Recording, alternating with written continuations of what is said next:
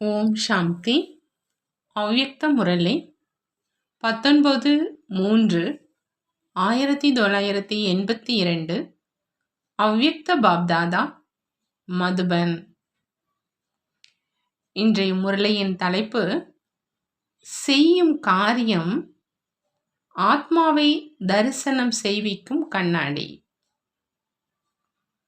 இன்று சர்வ சக்திவான் தந்தை தன்னுடைய சக்தி சேனையை பார்த்து மகிழ்ச்சி அடைகிறாங்க.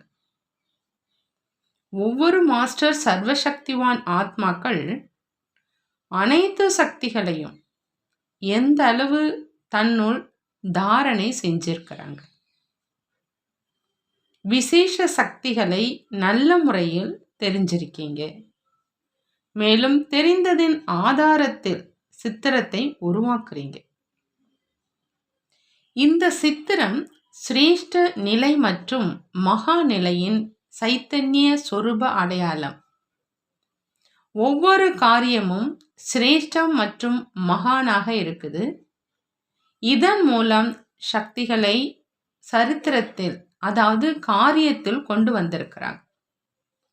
பலமற்ற ஆத்மாவா அல்லது சக்திசாலியான ஆத்மாவா, சர்வ சக்தி சம்பன்னமா அல்லது சக்தி சொரூப சம்பன்னமா அப்படிங்கிற இந்த அனைத்தும் செய்யும் காரியத்தில் இருந்து தெரியவர்.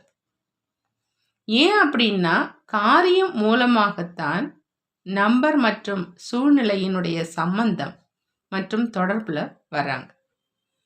ஆகினால பெயரே கர்ம சேத்திரம், கர்ம சம்பந்தம், கர்ம இந்திரியங்கள், கர்ம போகம், கர்ம யோகம் என்று இருக்குது. அப்படி இந்த சாகார வதனத்தின் விசேஷமே கர்மம்தான், அதாவது காரியம்தான்.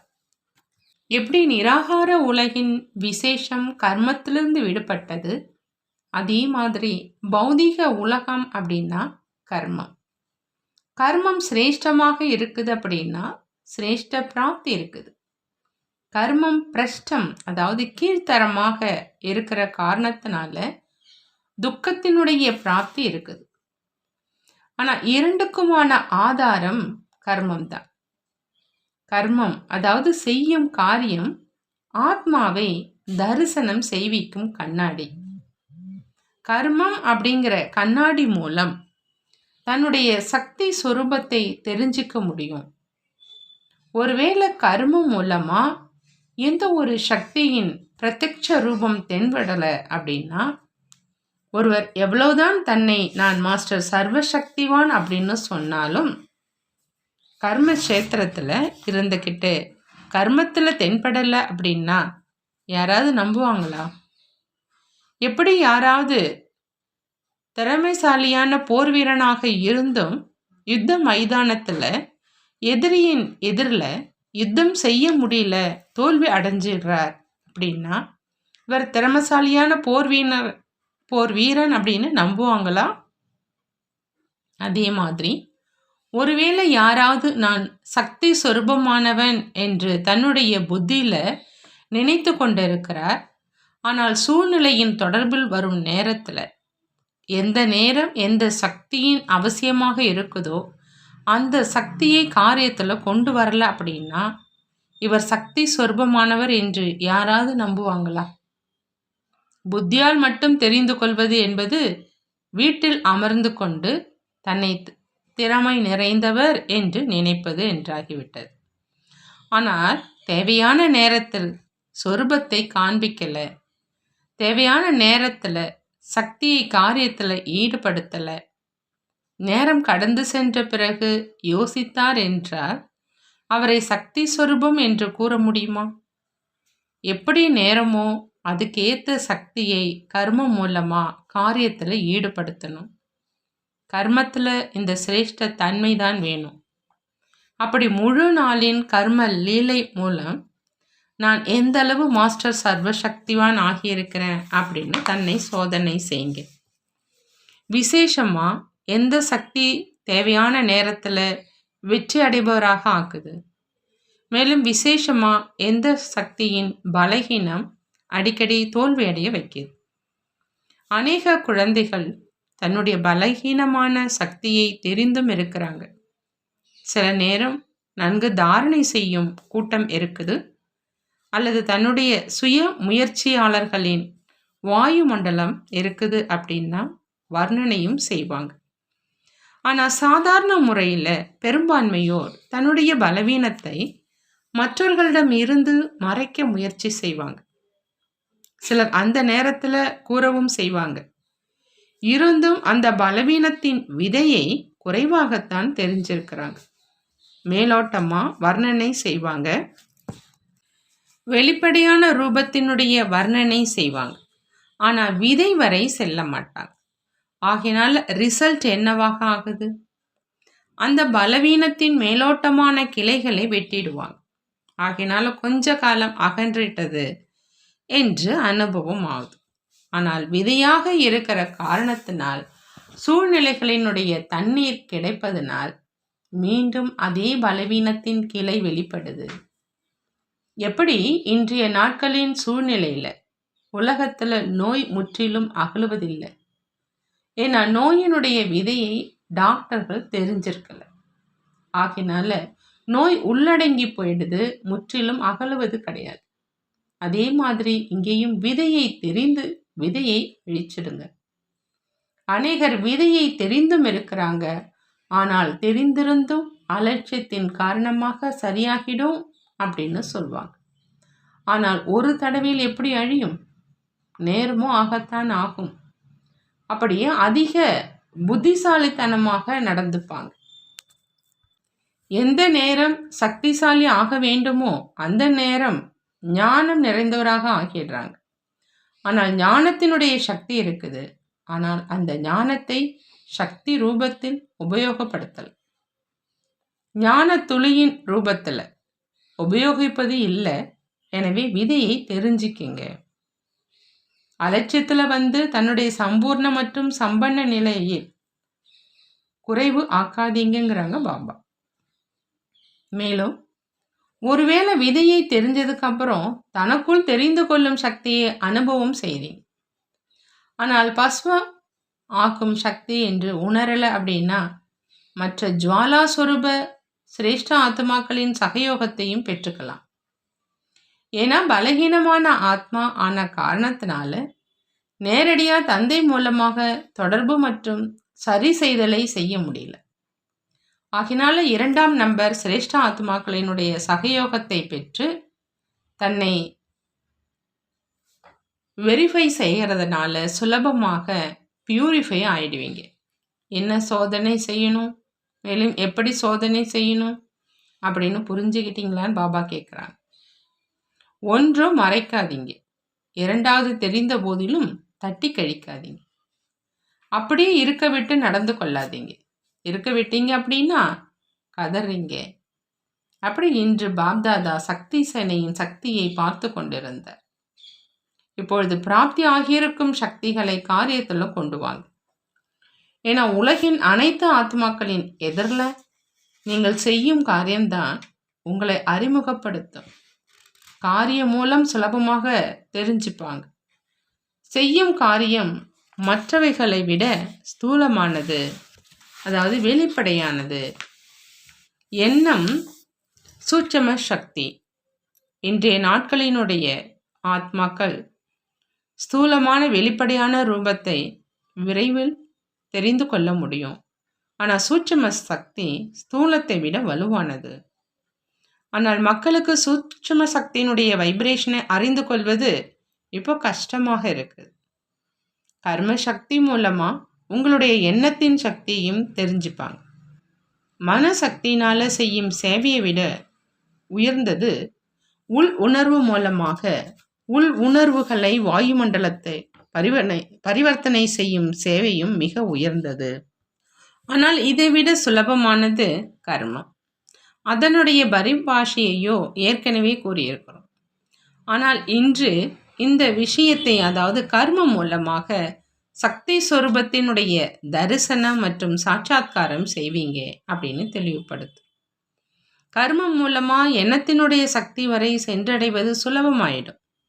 இல்லை அப்படின்னா பலவீனமான கர்மம் சூட்சும சக்தியான புத்தியையும் எண்ணத்தையும் கீழே கொண்டு வரும்.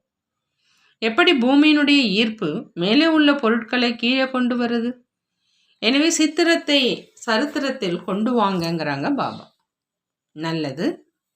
அந்த மாதிரி ஒவ்வொரு சக்தியையும் காரியம் மூலம் பிரத்யட்சம் செய்யக்கூடிய தன்னுடைய சக்தி சொரூபம் மூலமா சர்வ சக்திவான் தந்தையை பிரத்யட்சம் செய்யக்கூடிய நிரந்தர பகுத்தறியும் மற்றும் பரிவர்த்தனை சக்தி சொரூபமான எப்பொழுதும் சரித்திரம் மூலம் விசித்திர தந்தையை சாட்சாத்காரம் செய்விக்கக்கூடிய அந்த மாதிரி மாஸ்டர் சர்வ சக்திவான் சிரேஷ்ட காரியம் செய்யும் சக்தி சொரூப ஆத்மாக்களுக்கு பாப்தாதாவின் அன்பு நினைவுகள் மற்றும் நமஸ்காரம் செய்கிறாங்க. நாமும் நம்மளுடைய பாப்தாதாவுக்கு அன்பு நினைவுகள் மற்றும் நமஸ்காரம் செய்வோம். பார்ட்டிகளோடு அவ்யக்த பாப்தாதா சந்திக்கிறாங்க. மாயா விருந்தினராக இருப்பதனுடைய ரிசல்ட் பாபா சொல்றாங்க சோர்வு அப்படின்னு. பாபா கேட்குறாங்க, எப்பொழுதும் தன்னை பாப்தாதாவின் துணைவன் அப்படின்னு நினைக்கிறீங்களா அப்படின்னு. எப்பொழுது நிரந்தரமா தந்தையினுடைய துணை அனுபவம் ஆகுது அப்படின்னா அதனுடைய அடையாளம் வெற்றி. ஒருவேளை அதிக நேரம் யுத்தத்துல செல்லுது, கடினத்தினுடைய அனுபவம் ஆகுது அப்படின்னா தந்தையினுடைய துணை இல்லை என்பது நிரூபணம் ஆகுது. யார் எப்பொழுதும் தந்தையினுடைய துணையின் அனுபவியாக இருப்பாங்களோ அவங்க எப்பொழுதும் அன்புல ஐக்கியமாகி இருப்பாங்க. அன்பு கடல்ல மூழ்கி இருக்கும் ஆத்மா எந்த ஒரு பிரபாவத்திலும் வர முடியாது. மாயா வருவது என்பது ஒன்றும் பெரிய விஷயம் இல்லை. ஆனா அது தன்னுடைய ரூபத்தை காமிக்க கூடாது. ஒருவேளை மாயாவுடைய விருந்து உபசரிப்பு செஞ்சீங்க அப்படின்னா காலப்போக்கில் சோர்வு ஏற்பட்டுடும். முன்னேறி செல்லவும் இல்லை, பின்னடையவும் இல்லை என்று அப்படியே அனுபவம் செய்வீங்க. பின்னடையவும் முடியாது, முன்னேறி செல்லவும் முடியாது. இதுதான் மாயாவினுடைய பிரபாவம். மாயாவினுடைய கவர்ச்சி மேலே செல்ல விடாது, பின்னோக்கி செல்வதற்கான கேள்விக்கே இடமில்லை. ஆனால் ஒருவேளை முன்னேறி செல்லலை அப்படின்னா விதையை பகுத்தறிந்து அதை பஸ்பம் செய்யுங்க. ஏதோ இருக்கிறோம், வந்து கொண்டு இருக்கிறோம், கேட்டுக்கொண்டு இருக்கிறோம் என்று அப்படி இருக்கக்கூடாது. ஆனால் தன்னுடைய வேகம் மற்றும் நிலையினுடைய முன்னேற்றம் எந்த அளவு ஆகியிருக்குது அப்படின்னு சோதனை செய்ய சொல்றாங்க பாபா. நல்லது. அடுத்ததாக பாபா சொல்றாங்க, யார் ஒரே வெட்டில் தந்தையிடம் பலி ஆகிறாங்களோ அவங்க தான் மகா பிரசாதமாக ஆகிறாங்க. அனைத்து குழந்தைகளும் ஜீவன் முக்தி ஸ்திதியின் விசேஷ ஆஸ்தியை அனுபவம் செய்கிறாங்களான்னு கேட்குறாங்க. நீங்கள் ஜீவன் முக்தியாக இருக்கீங்களா அல்லது ஜீவன் பந்தனத்திலா? ட்ரஸ்டி என்றால் ஜீவன் முக்தி, மர்ஜீவா, அதாவது உடலில் இருந்து கொண்டே இறந்து மறுபிறவி எடுப்பது ஆகி இருக்கீங்களா அல்லது இறந்து கொண்டு இருக்கீங்களா? பக்தி மார்க்கத்துல ஜட விக்கிரகங்களுக்கு என்ன பிரசாதம் படைப்பாங்க? எது ஒரே வீட்டில் பலியாகுதோ அதுதான். கதறி கதறி இறப்பது பிரசாதம் ஆகாது. யார் ஒரே வீட்டில் 2 துண்டாகிறாரோ அவர்தான் தந்தையின் எதிரில் பிரசாதம் ஆகிறார். என்னுடைய பாபா என்றும் நான் பாபாவனுடைய என்றும் நினைத்தார் அப்படின்னா ஒரே வீட்டில் 2 துண்டாச்சு. நினைச்சிங்க மற்றும் முடிந்தது. வாளால் வெட்டப்பட்டது. ஒருவேளை யோசிக்கிறீங்க, ஆயிடும், நடந்துடும், ஆயிடும் ஆயிடும் அப்படின்னா கதறுவதாகிடும். ஆகிடும் அப்படின்னு சொல்றவங்க ஜீவன் முக்தி கிடையாது. எப்படி தந்தையோ அப்படி குழந்தைகள் என்று பாபா சொல்றாங்க. தந்தை கடலாக இருந்து குழந்தைகள் பிச்சைக்காரர்களாக இருப்பது என்பது இருக்கவே முடியாது இல்லையா?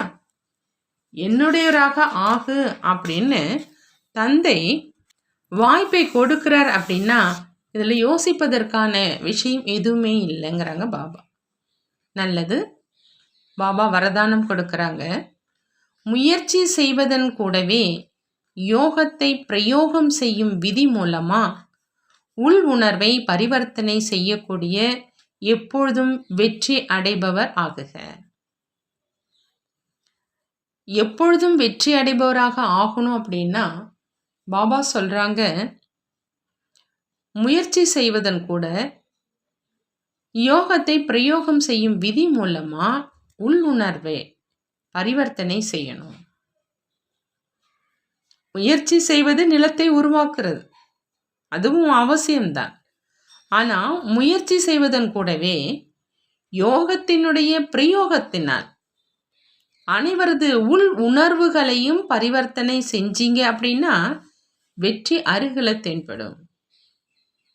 திட நிச்சயம் மற்றும் யோகத்தினுடைய பிரயோகம் மூலம் யாருடைய புத்தியையும் பரிவர்த்தனை செய்ய முடியும். சேவையில எப்பொழுதெல்லாம் பிரச்சனை வந்தது அப்படின்னா அதுல வெற்றியானது யோகத்தின் பிரயோகத்தினால்தான் கிடைத்திருக்கு. ஆகையினால முயற்சி மூலம் நிலத்தை உருவாக்குங்க. ஆனால் விதையை வெளிப்படுத்துவதற்காக யோகத்தினுடைய பிரயோகம் செய்யுங்க. அப்பதான் வெற்றி அடைகிற வரதானம் பிராப்தியாகும். ஸ்லோகன்: சேவை மூலமா புண்ணியத்தின் மூலதனத்தை சேமிப்பு செய்யறவங்க தான் புண்ணிய ஆத்மா. பாபா சொல்றாங்க, புண்ணிய ஆத்மா சேவை மூலமா புண்ணியத்தினுடைய மூலதனத்தை சேமிப்பு செய்வாங்க அப்படின்னு. நல்லது. ஓம் சாந்தி. நன்றி பாபா, நன்றி.